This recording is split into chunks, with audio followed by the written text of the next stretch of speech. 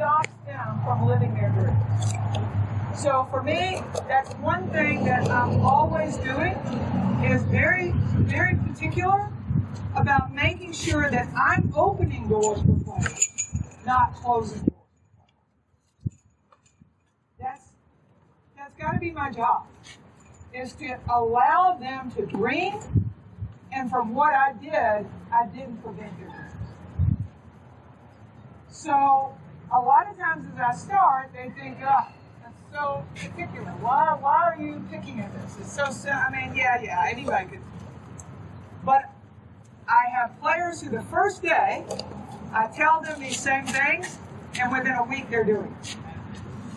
I have players who wait a couple of years, and it's inevitable that they have to come back to learn those same skills. Because until they get that, they struggle. I've worked with numerous college players who decided that they wanted to turn pro. And in making that decision to go to the next level, almost inevitably we've had to come back and revisit fundamental flaws in their game. So very often they got to college, they got through college by their effort. I was kind of like that. I was going to try harder. I might not be as good, but I was going to try harder. And then to find out that on the tour, that the balance that you see from a Federer, the movement skills that you see from a Ferrer, from a Djokovic, all those things have to be gliding. They have to be incredibly efficient, very smart. And trying harder gets translated into trying smarter. So it's always my goal to try and start them that way. But if not, I find that until we go back and fix the foundation for a particular thing, it's going to prohibit their ability to reach their highest level. So today I'm really going to be working a lot as far as the fundamentals. Like I said, I have a lot of things I want to share, so I'm going to kind of go fast and furious. I have three fantastic guys here helping me.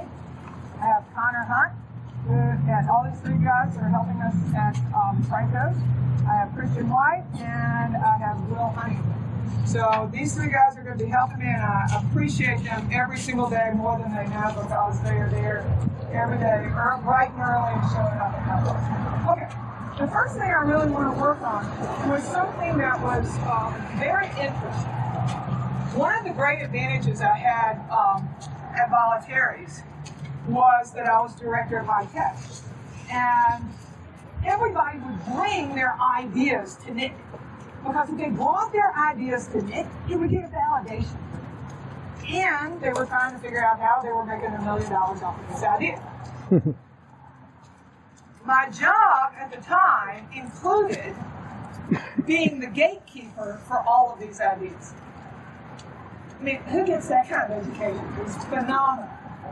From all over the world, every crazy, every great idea that came through, it had to come through my door.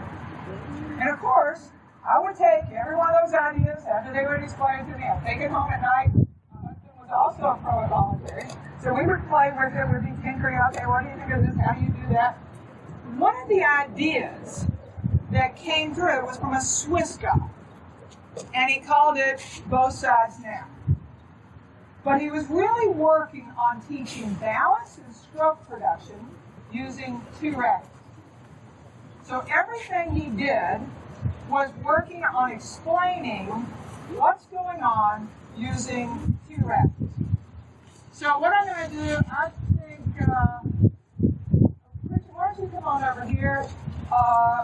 Will and Connor, y'all can relax for a second. Kristen, I'll let you start right over. Kristen, you have a second racket?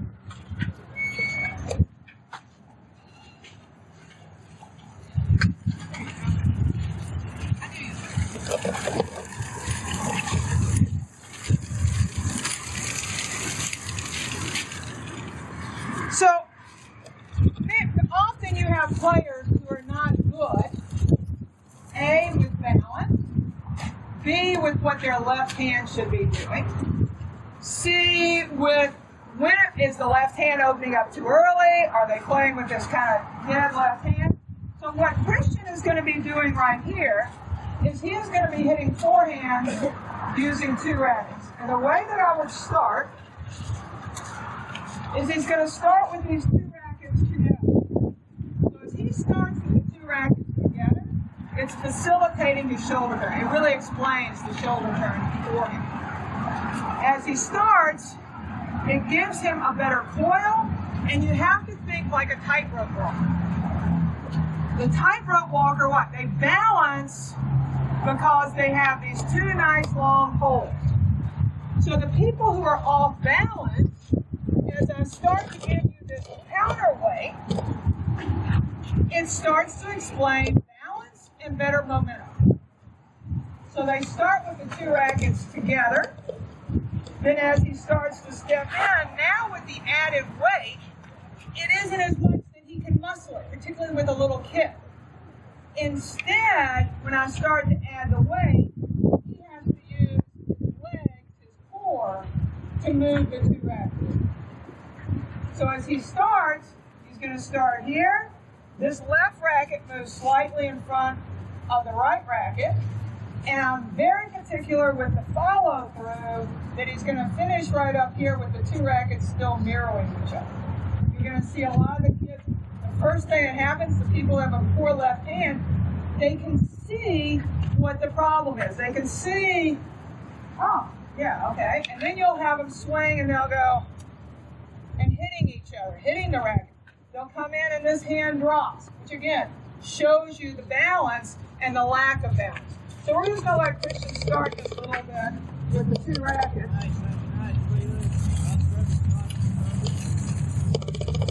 So I don't know if Federer started this way, but I definitely know that this was going from a very Swiss perspective.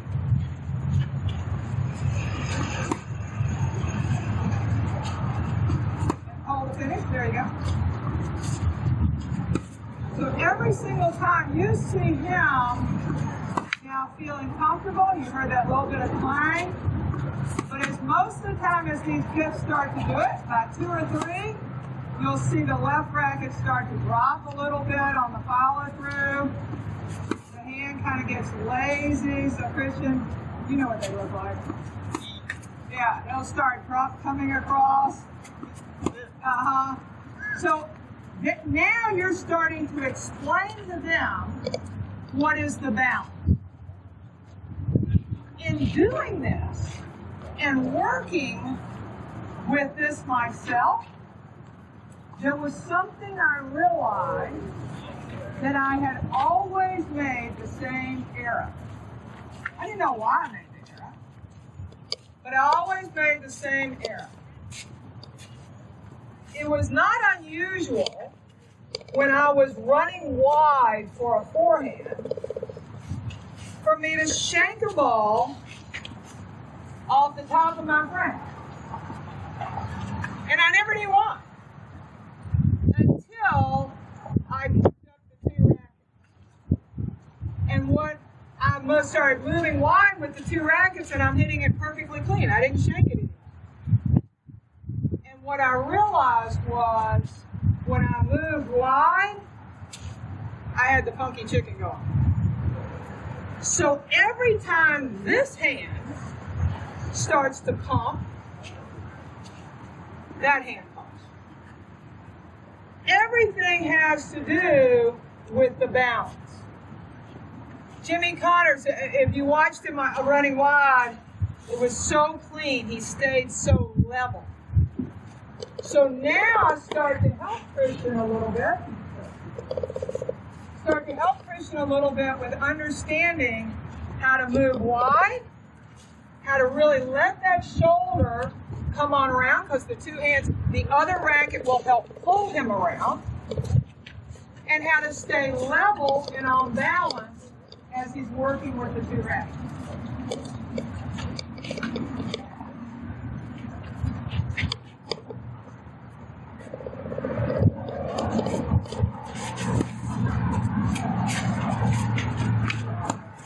I'm looking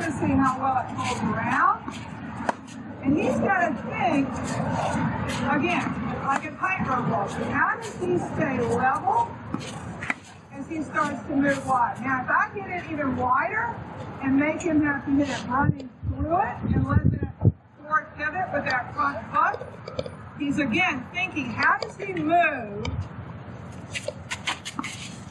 and keep everything level? All right, go. Yeah. So this was very interesting to me, and I started to say, okay. But the problem was, I said, I don't know how you make money off of it, man. Because once somebody's seen it, they kind of got it. However, it was very helpful for some of the things I really wanted my players to understand. Okay? So, Christian, that was good. We're going to keep moving. The next thing that I really start with is going to be a continuation of thinking with this left hand. Okay, Christian, come back. Don't need you up.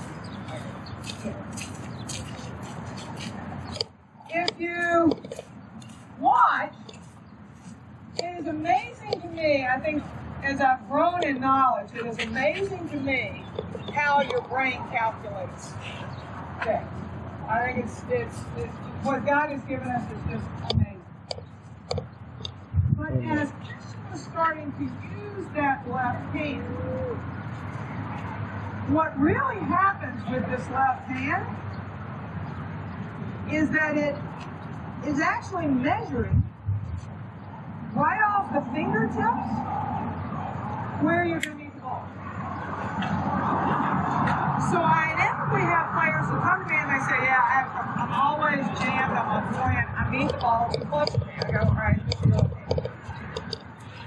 Because they will be the players who will be here. So as soon as I see this, their contact point is late, because now it's back here, and it's in too close. Their brain's calculating where that's coming from.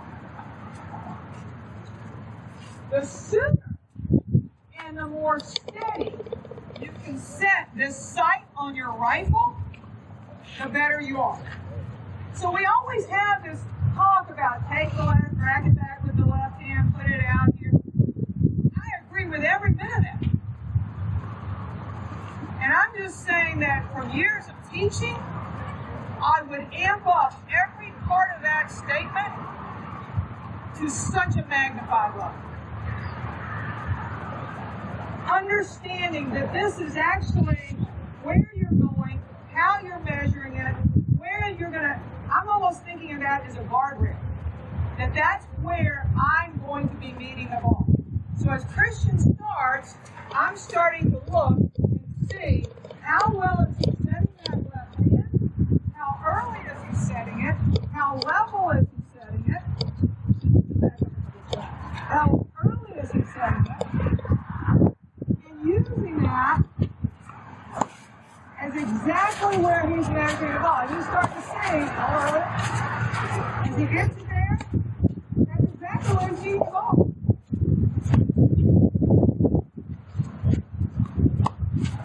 You can always have, if you have a player who has a little trouble with it, you can have them do a few where they're catching the ball. So instead of him hitting it, I would say just turn the ball over and start to catch it. Swimmer, not baseball. There we go. Come on. Okay. Interesting how he's turning the hand over. Because that was not something that was taught in the 70s. Chris Everett had a very flat left hand right here. But come on over here. What you start to see, exactly what you would see with a baseball player, a baseball pitcher, is if you look at a picture of any of these players, if you look at a picture of any of these tour players, you will see just before they're about to hit, this shoulder, with particularly if the girls have the tank tops on this, you will see such definition in the muscles right here. because he is about to use this arm to power and get this stretch across the chest and accelerate the racket. Exactly like a baseball pitcher. What you're seeing from here is you're going to see this amazing stretch and power and acceleration. So when we taught take the racket back with the left hand and catch it with the left hand, we're really putting an outline of exactly what has to happen with that left side to build acceleration. You'll see the ones, and they're very annoyed when I say catch it with the left hand. Okay. But what I'm building is an understanding that the hand actually moves in this direction. Because the moment you go here, the shoulder drops. Your balance drops. It's not engaged in. So you start to see them. So now, sure, as a tour player, I have no problem with it not catching. But I'm outlining where do you need to be, what do you need to do. For this to work, there is something that you will always see. You will see the left palm turn out. You know, being a girl, nobody taught us how to throw. When we learned to throw, at my age, you had to throw with your brothers, your friends down the street, but nobody was going to teach you how to throw. What do you think about it? When somebody has a glove, they always think, why do you do that? Why is that happening? Nobody told me to do that. But I learned to use this weight, and I learned to use this shoulder. From here, there's no activation. From here, I'm using and engaging the shoulder. And you'll see it. You'll see it when the players sit their hands and kind of relax. And just before they start to fold, you see all these pictures of people with these weird finger things. That's when they got this ball. That's when they engage the muscle. So the moment they get there, you start to see this powerful engagement of the shoulder muscle, and this elbow is ripping and coming around exactly like you do. Now, Christian, show them up here and we'll see how your shoulder's working today.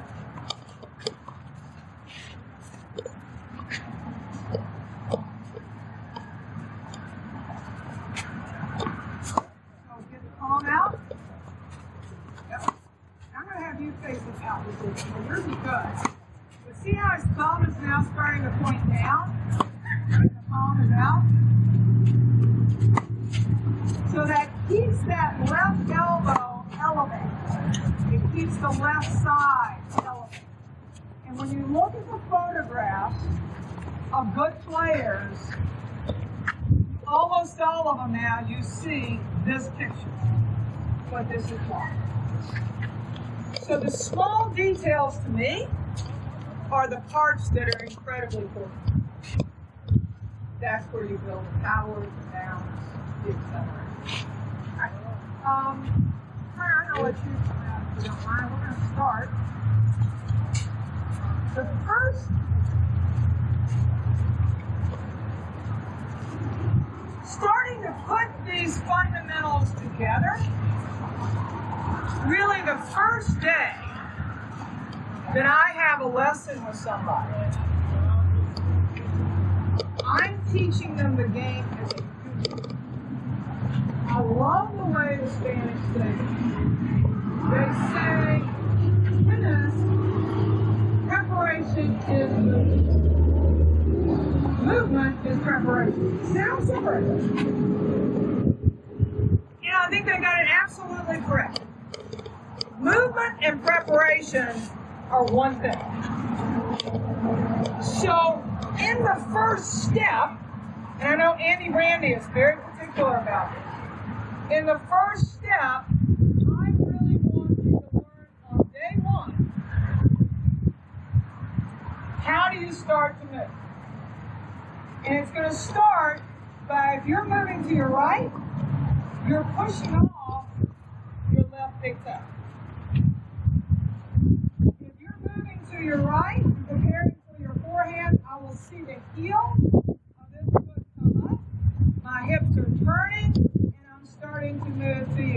my left hand is taking the racket back. And then there was something a few years ago.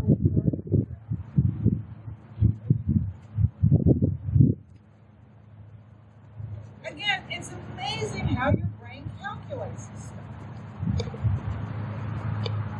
The good players understand centering their hand over their foot. And whether they know it or not, they're doing it. So we had a parent bring a kid over, and here's what the parent had taught the kid. Prepare. Immediately. I want you to be a good player. Prepare. And they went, you know, my kid has trouble moving up the court.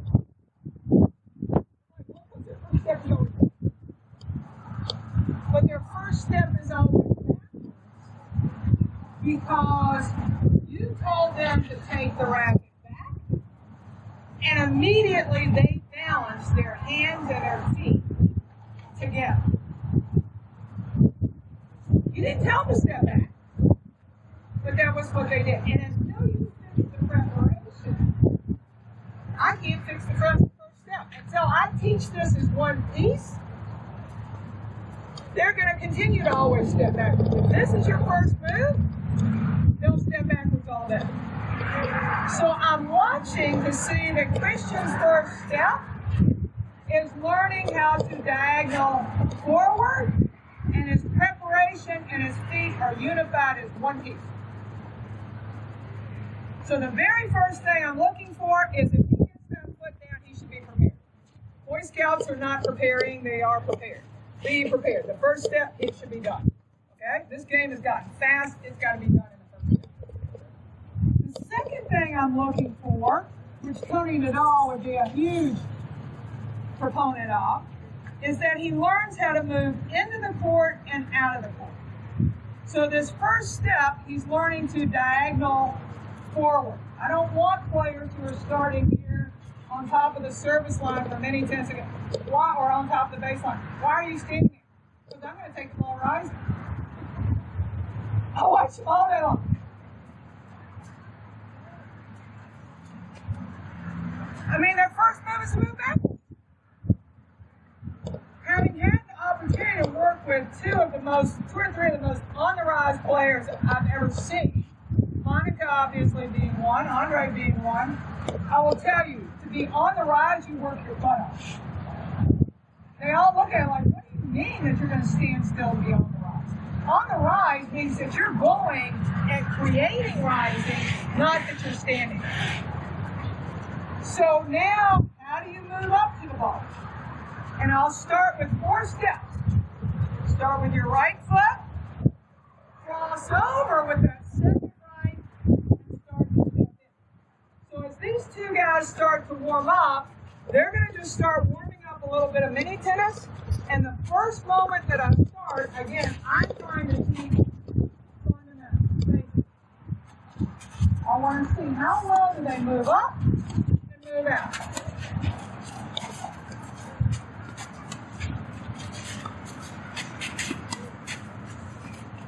So you see him going up and challenge. See Christian challenging the ball?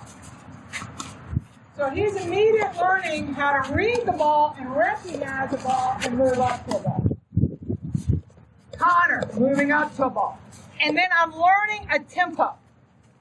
A tempo of a minimum of 8 steps in between shots. I think pro players today are getting up to about 10, but day one, you are learning a tempo. Now, again, I thought it was more American, 1, 2, 3, 4, but we're on the same path. So now, as you're doing this, there's a couple of fundamentals that I'm expecting. The first is that unit preparation, but again, I'm incredibly particular about it. Starting the diagonal slightly forward. As it diagonals forward, everybody tells you step in, step in, step in, but they don't tell you what it implies. The more you step forward, the more you sit back. Like the keep on sucking. The more you step backwards, the more your weight sits forward. So if I truly want him to load, that little bit of stepping forward gets him to sit back and gives him more power in weight exchange. So I'm starting from the very first step, learning how to create balance and how to sit back. The second right foot, I really want him to learn this crossover step.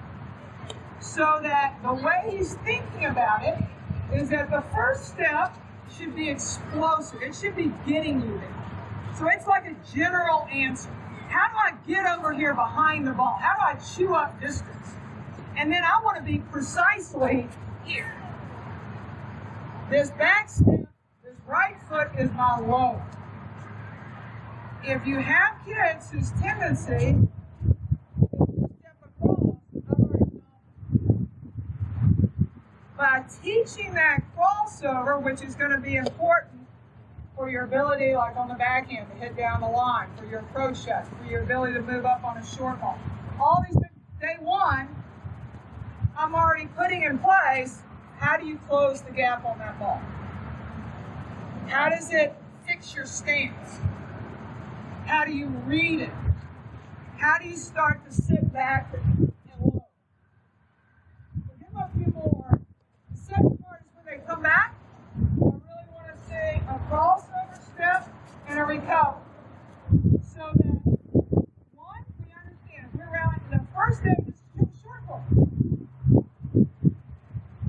Where do you recover to on the court?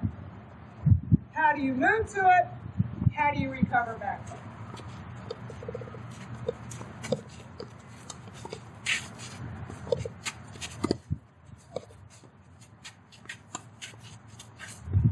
How do you challenge the ball? How do you recover? The entire process. Okay, why am I starting?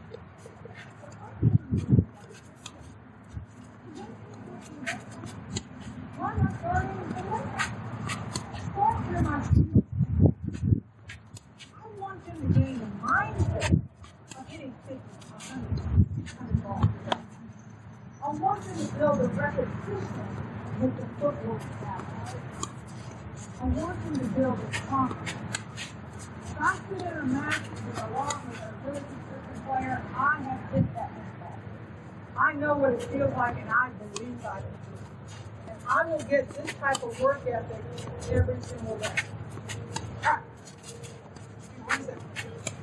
The other thing is, we're always asking ourselves, how do you build more ragged head speed? You build more ragged head speed. There's so many different ways to do it, and I'm sure every single one of you have great answers.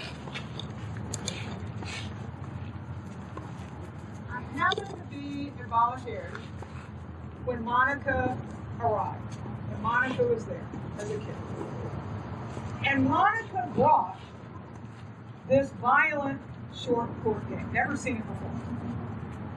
Guys, if you want a quick simple way, she brought this violent game. So at the tennis teachers conference in New York, they used to hold it at the Roosevelt Hotel, and they had it in a bowling alley. And they would have this sport court. If you've ever been on a sport court, it's laid down on top of a hotel rug. It's very inactive as far as the best. I've watched all the action, all these people trying to get on this sport court. The bounces were so bad, hamstrung, they would be all over the place. And one day, they brought this little girl who came out with a hat on, like this, never looked up. Now, the sport court was not the right size. It was actually compressed. It wasn't a full court because they couldn't fit it in that ball. Roll comes out. She's got her brother. And she never looks up at the ground. They start hitting the first ball. She put every one of those balls right there on that surface. Exactly in the spot on the court. And didn't miss. She was still. I have never seen before.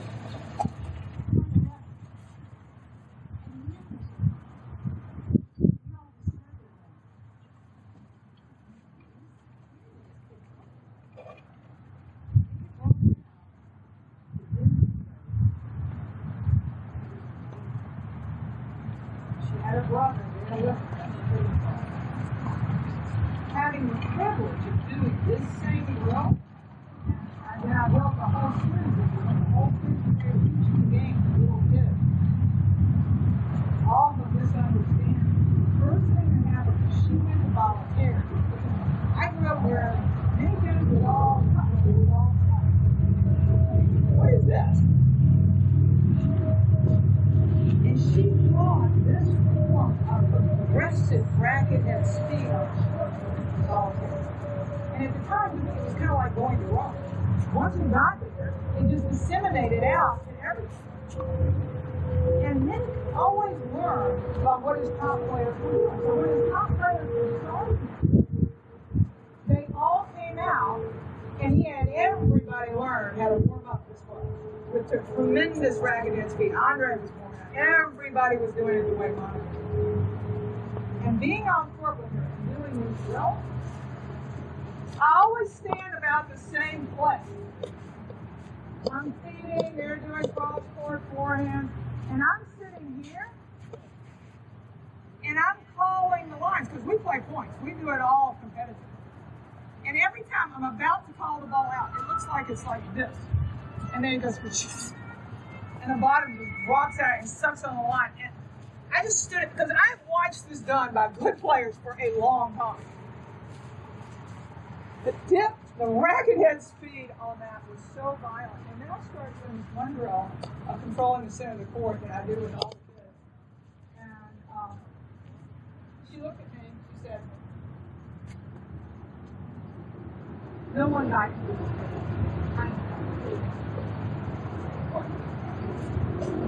Okay, sit there. And she just looked at me and she said, come on. Okay. I mean, that's the violence in the racket and speech. Every single day. This way. Then a few years later, we had a second player come up. Same country, same scenario. Brother came as her hitting partner, warmed up. The dad actually stopped 45 minutes every day, warmed up. Even though and they did everything to try and mirror the same mindset that you saw. So this was part of what I saw, but in doing it, I also saw that many problems that people have to unteach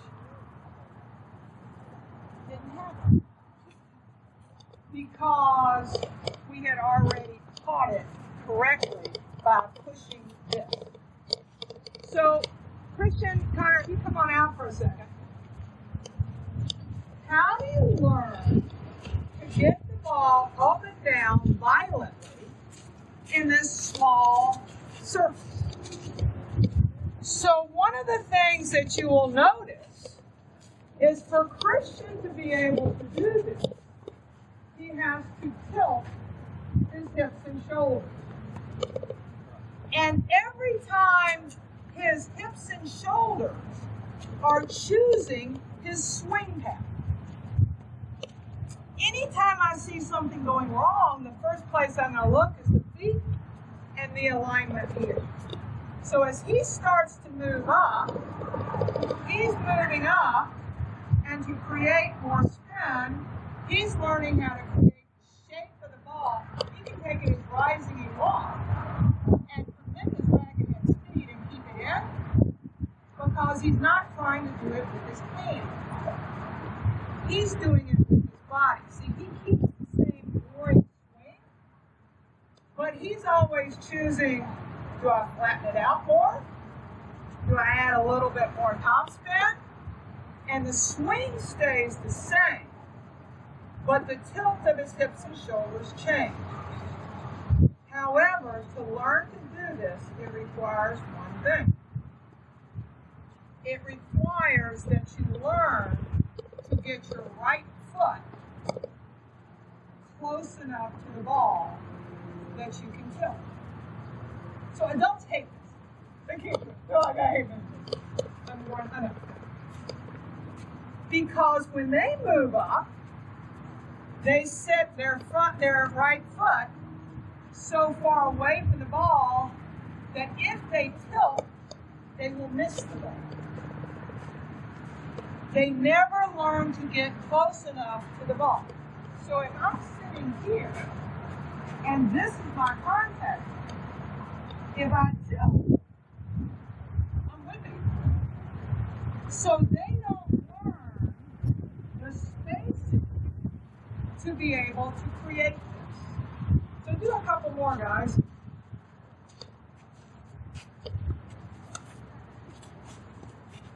So they are starting to learn to move up, and the more elevation they want, it's all about the tilt.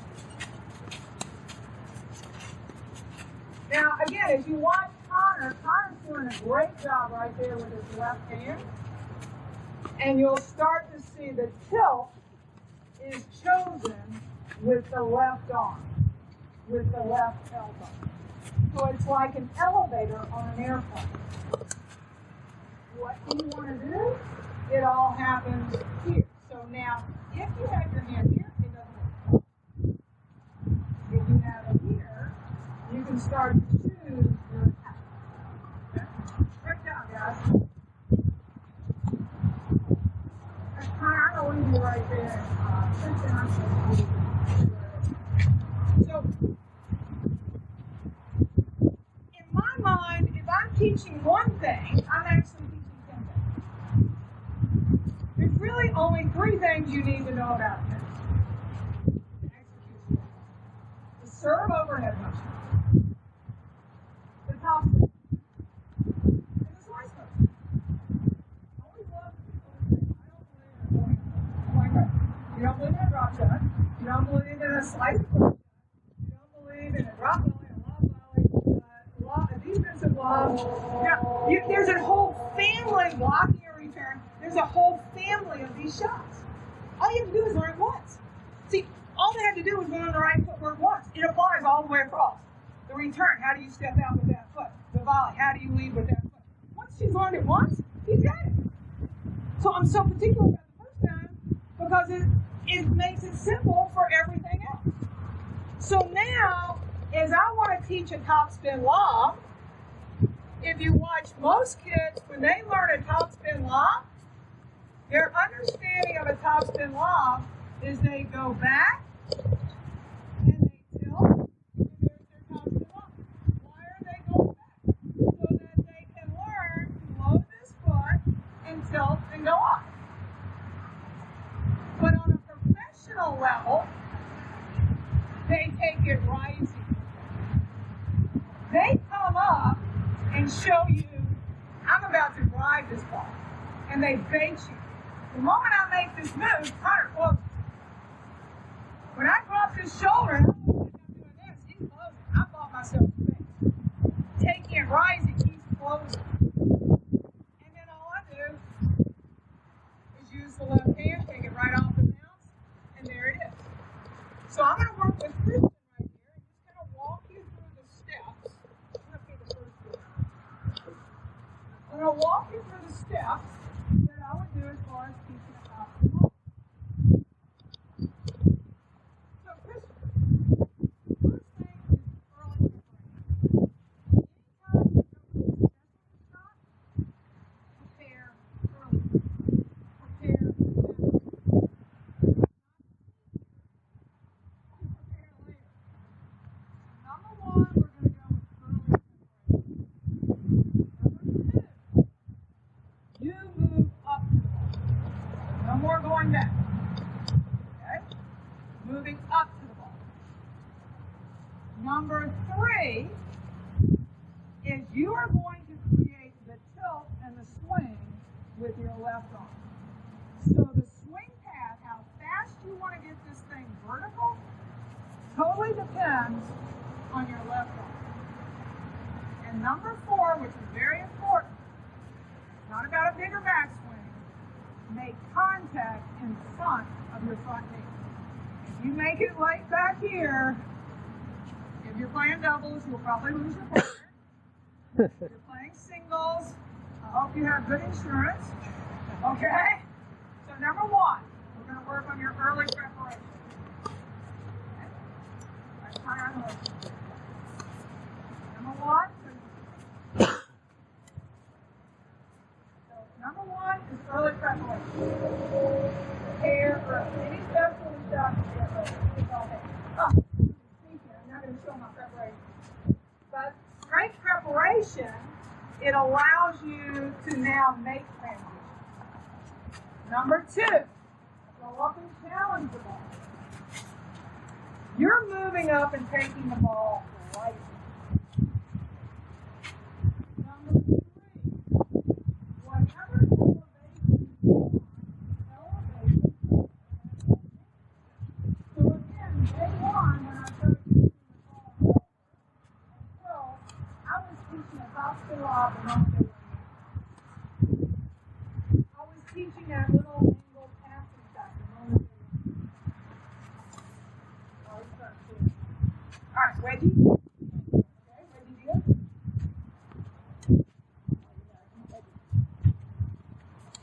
There you go. Good, Dr. Locke. Perfect. Okay, thank you. You can see it, they're the same. So if I want them to learn to make that wedgie, if I want them to take the top spin lob, it's the same. It's the same as what I taught with the mini tennis racket SB the first moment. If you ever watched Andre's top spin lob, Monica's wedgies were ridiculous. These people understood it, and now I don't think some of our younger folks would understand it. The rest of us would know. We didn't think you could do that. The angles that they get now, that wasn't done. We had no idea that a ball could get up and down on that type of a short angle. And what they're doing today is but this is what you see. You go back and you look at this. You look at my dead right arm. You come out and look at this and it's very flat. And go right, right into our power. There's beauty in that non-A sound. So again, everything in my mind is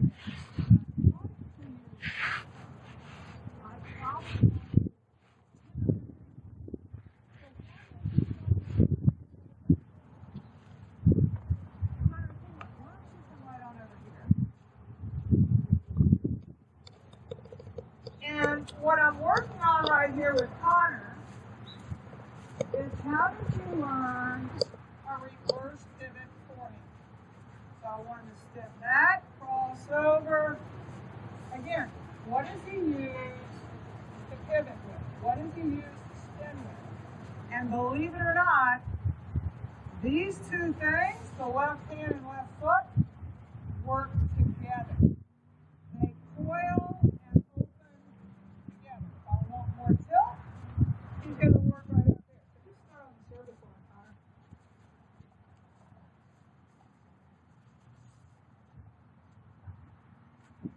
As he's doing that, you start to see him go higher, up here, low.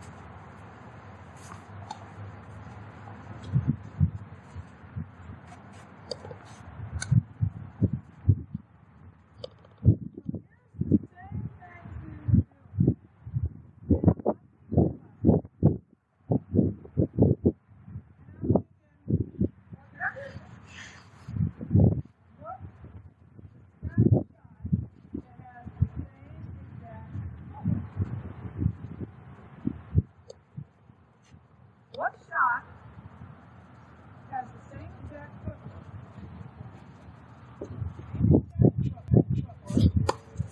We're not going to do it.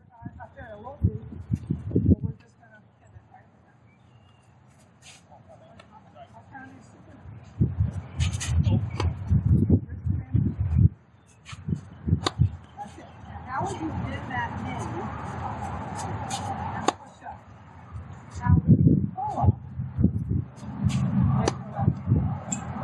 What's that?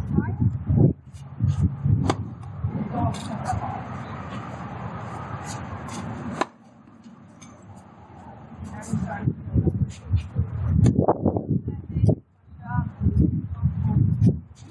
players have trouble moving to their right with their overhead that are more mature, more developed players. This helps them also starting to move the ball. So some of the time, if they're still having trouble really using their left hand, having trouble developing the same skill, I know what you're doing. So I will start to use exactly what we did on the point. Now this was not things that I saw from the Swiss gentleman, but they're all things that I started to go, oh, well, that's a good idea. How many ways could I use it? What all? So for right here, I'm going to have Christian first. So he's doing the same thing, but he's going to start with this nice little house stop right here. So he's learning to put the hands up. And if I'm teaching a beginner, and I know this is what we're all taught, and you all do a great job with it, is point at the ball. Point at the ball. But when you're dealing with the highest levels, that's not exactly what happens. They will start, again, just like the forehand, with the hand kind of in half map. And then the next thing it does is it pulls up and creates the motion. And again, you can see it. You'll see the hand relax, and then all of a sudden, you'll see it extend. Because if you start with it all the way up, there's only one place it can go. Down. Probably pull it down. Instead of here, and now this leg and this hand work together to help pull me up. So to help Christian start to learn that, we're going to use this left racket. And I'm looking to see the left racket sweep right under the butt of the ball and start to help his timing.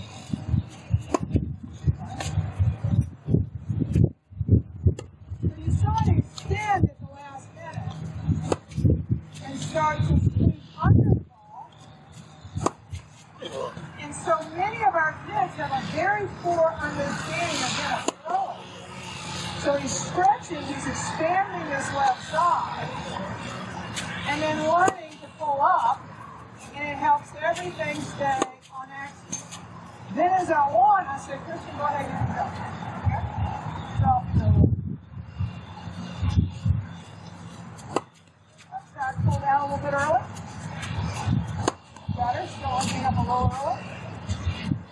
There you go. So I can sit and help him with what is happening with his timing on his overhead. We can both see it.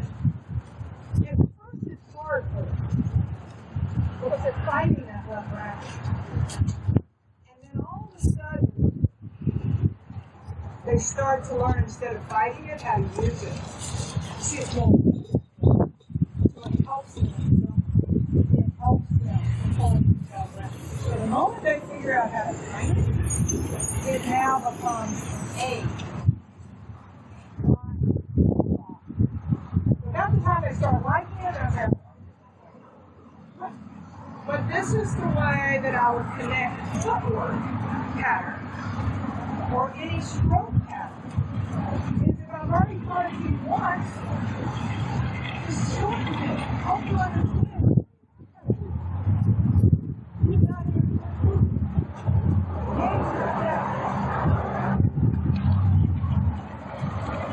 So another thing that I work with the rabbit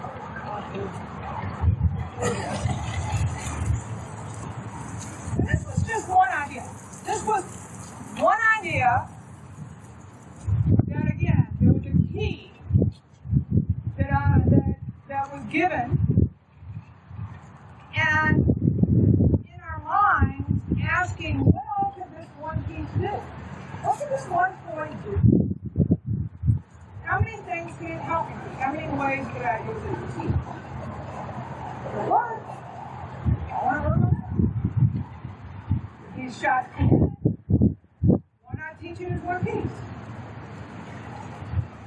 those things, and I think Quinn's fine because he's watched I think you watched Devin do all these drills for years. All right. One thing working for Dennis Vandermeer that I was forced to learn how to do. I remember the day, it was the most frightening thing. I hated it. And I get our guys to learn to do the same thing. Is how to call for someone who's serving. So that if I'm working on something with the serve, maybe it's a little pronation, maybe I want you doing this, then they don't have to worry about the toss wandering all over the place, but that I'm tossing for them.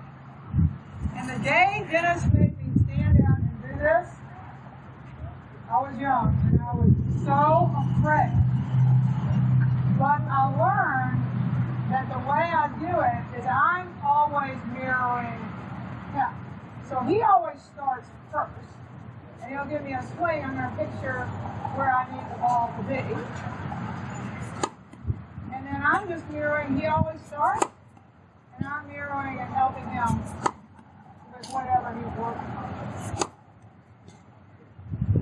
So in doing that for a long time, I've still had problems with these left hands. How do you stretch those? How do they connect? Yeah, we all say it. It's so sad that we have a generation of kids who are not throwing balls anymore. And by doing that, these are the skill sets they're losing. So how do we help them get to understand the basics of how you connect your body? So I'm going, I wonder if it'll work like this. So for Christian, here's what I'm looking for. I'm looking for him to learn the shoulder. I'm looking for him to learn the path of the left hand. That it should stretch and dot the eye as you come right under the ball and tuck in and stay on track. So the left hand is constantly moving, but it's moving on a track. So if you were going to talk about it, I would say this would be the train track, and this is the track. The train tracks have to get laid down first. And wherever the tracks get laid down, the train's going to go. So Christian, if this hand is up over here, okay, what if it just kind of gets here and stops and drops? You're going to pull it out. Everything the left hand does is what the right hand is going to do. Everything the left hand does is what the right hand does. So you can see it just swing right under the butt of the ball.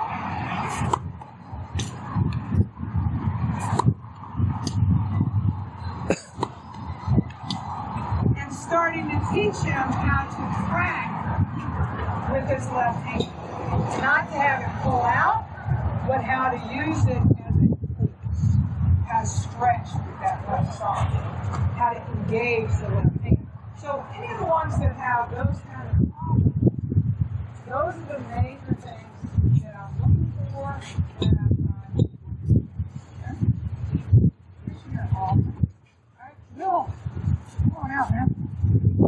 Oh, I know, I'll say it there for you. 10:45. It's after 2 o'clock. All right. We're close. Okay.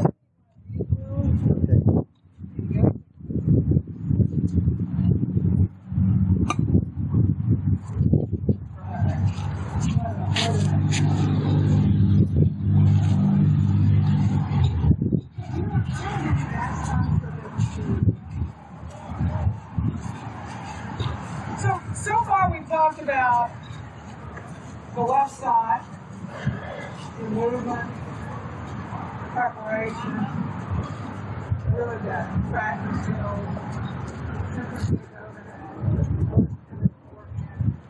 option off. So you can see in just a few minutes, there's a lot that you could really, if you connect ideas with your students, there's a lot that you can get done. Really open and that's what's exciting. Is to open the opportunities for play.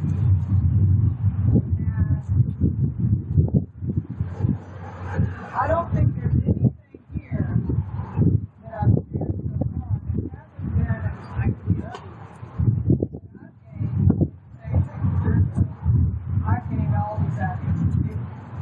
I've gained these ideas from sitting and being a student. And you said something, and I went, I wonder how that works.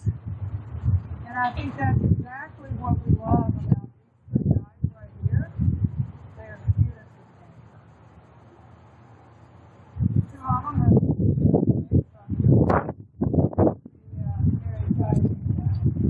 but they're students of the game first. Passionate about it. We're going to finish a little bit with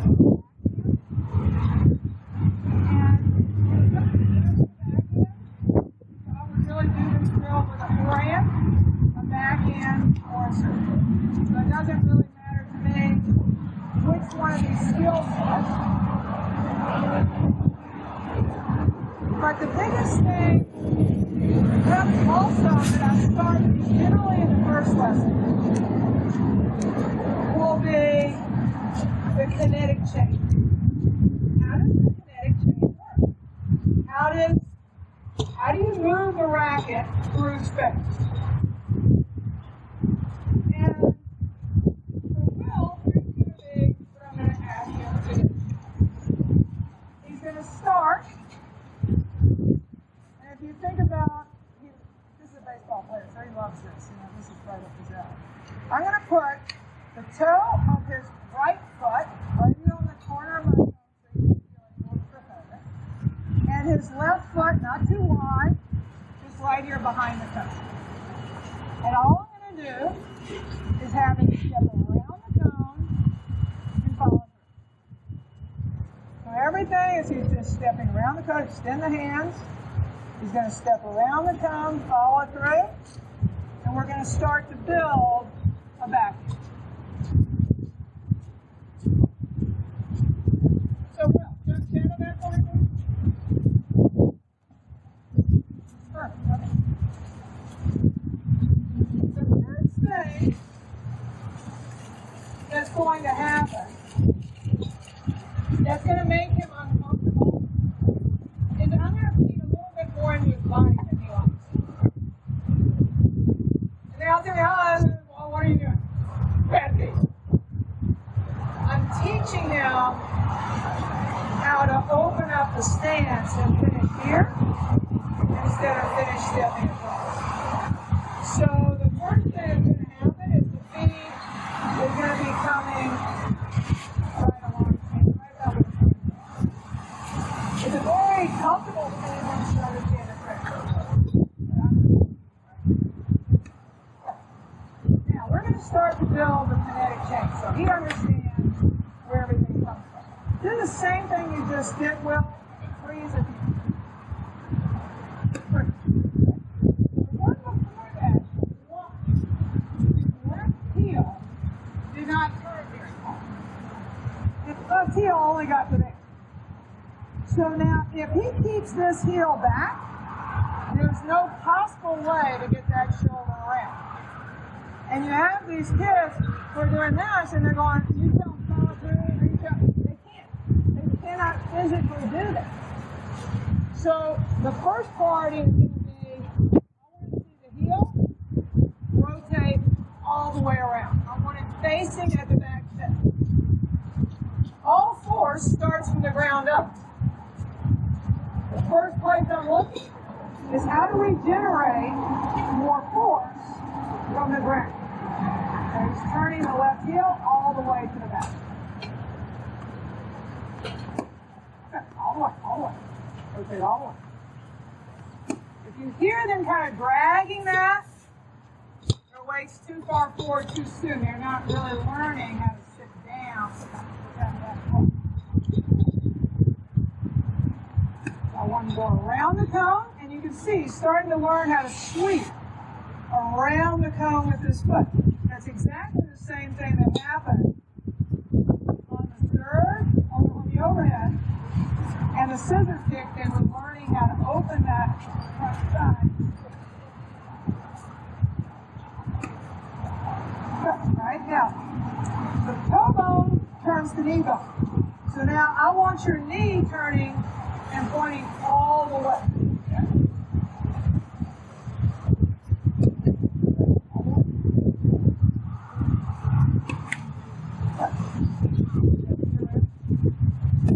There you go. Now, the knee bone grabs the hip bone. So now what I'm looking for is to feel this hip to go all the way through that baseline, through the target. I don't want him to over-rotate, and I don't want him to under-rotate. This is really what's driving. This is the power. This is the force. So get that left hip all the way through the baseline. Good. And finish with your hips parallel to the net. Good. See, he's starting to pop that left hip movement. Well, next thing we're going to work on is the hip drives the shoulder.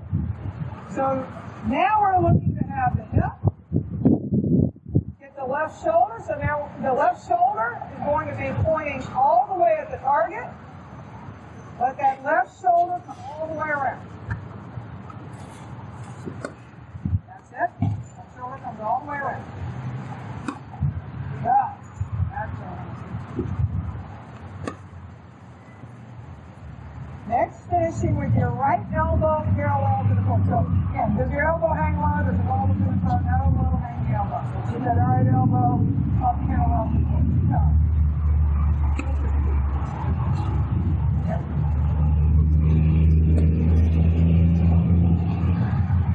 In a short period of time, I'm starting to teach them the kinetic change. Again, without throwing, you're ending up with so many kids who don't really understand how to glide, how to sit down and glide out of the ground. As I start to teach this kinetic change, I'm going to teach him that there are three, when you're hitting a top spin ground stroke, there are three types of weight exchange. The first type of weight exchange is back to front. Why? Because I want my racket to move back and forward. The racket never moves without this. Wherever this is going, that's where the racket's going. As he starts, well, the first thing I'm looking for, I just want you to emphasize doing the same thing. We're still doing the same thing, going around the back. Just getting your weight to rock back and let it rock forward. Feel how your weight exchange is moving around. Back, forward. Back, forward.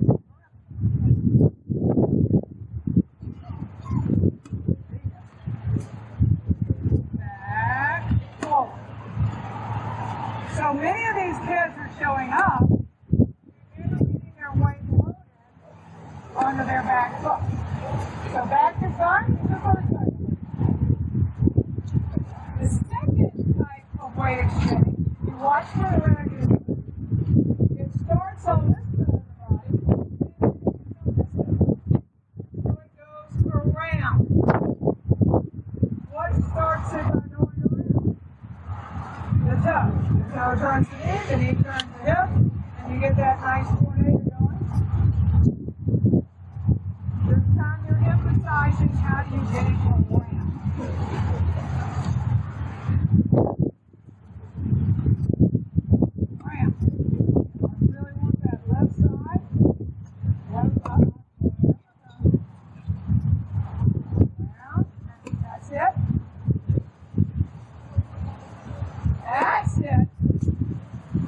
the stance that it's been in. With his feet about hip width apart, a nice base. The first one's back to front, the second one's round. Again, the racket does not go anywhere without these. This dictates where the racket goes. This is always telling you what's going on. The third type of weight exchange is down to up. This is how the racket gets below the ball. How do you sit down on this and then gently rise up onto the front knee? If you want the racket to go from down to up, you're going to sit down. That's part of the way that the racket gets below and rises up.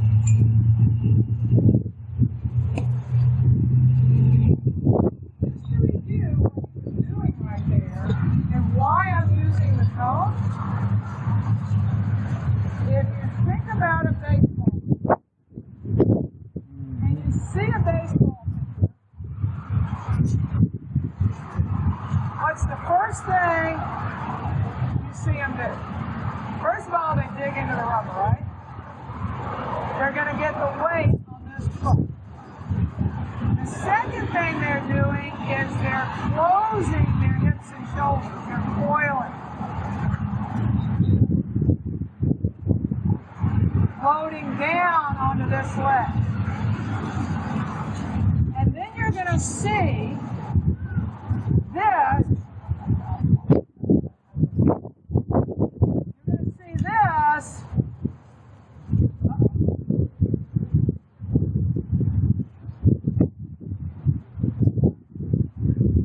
They close and then they open. This sweeping around. So by using the cone, I'm teaching him to unweight this foot. I'm teaching him to close the hip, and then teaching him to open it. And basically, it's the same exact things that you were learning every day throwing a ball. So often, though, we're not learning to throw left-handed. Right? You're not learning to throw left-handed, but now we're seeing that same product. To finish with, I would have Will take a step back as he steps off forward and onto this left foot, again connecting the hands and the feet. I'm interested in this move. This move is torque. Our kids are losing torque. What's the first thing they want to do? The moment they've done that and become penguins, there's no torque. That's again why I'm using that crossover step. Teaching to build in torque. We're now referring to our separation angle. So watch Andre. The last move before you hit a backhand. One-handed backhand, two-handed backhand, go look at it. Forehand. Is the foot is here. It's not already over here.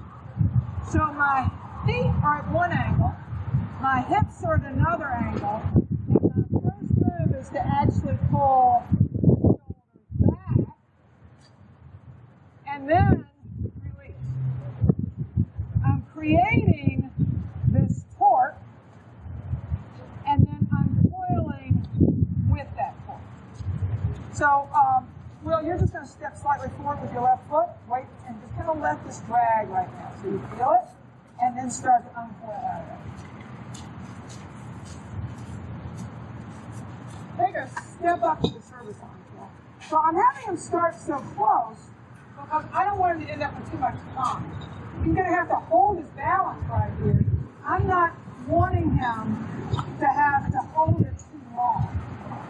Walk over the left way. Okay. Yep. So it's going to go step hip, not hip step. Well, and then think about how you let this hip get all the way around here.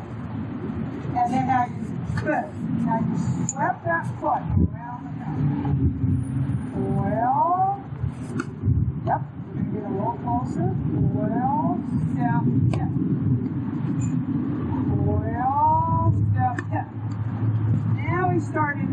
So he's opening that left hip flexor. He's learning to put his left foot behind the ball and how to slide out of that left leg. Look at the bounce.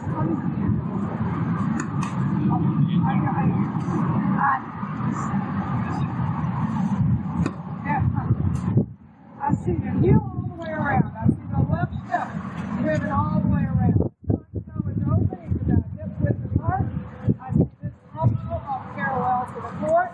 And almost on the follow through, you see a little bit of a picture frame for his thing. Okay.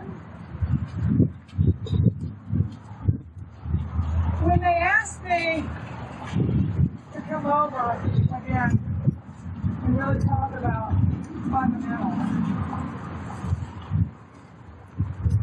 I think it's something we're all passionate about. We're all passionate about.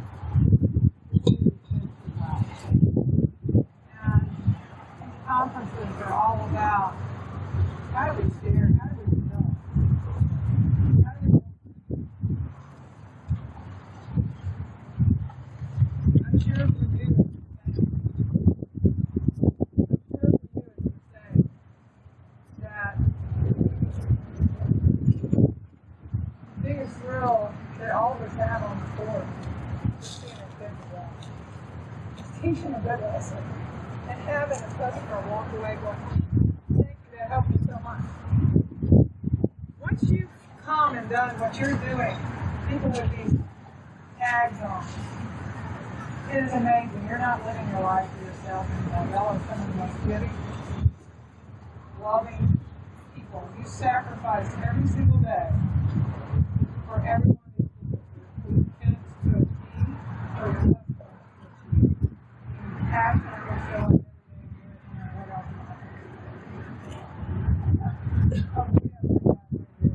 every day.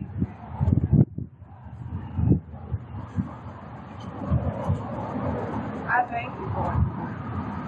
I see it. I think the more mature I become, the more I listen to these stories, people who report in my life now, to these other places. And here you are, trying to see how can I do it better. That's so much.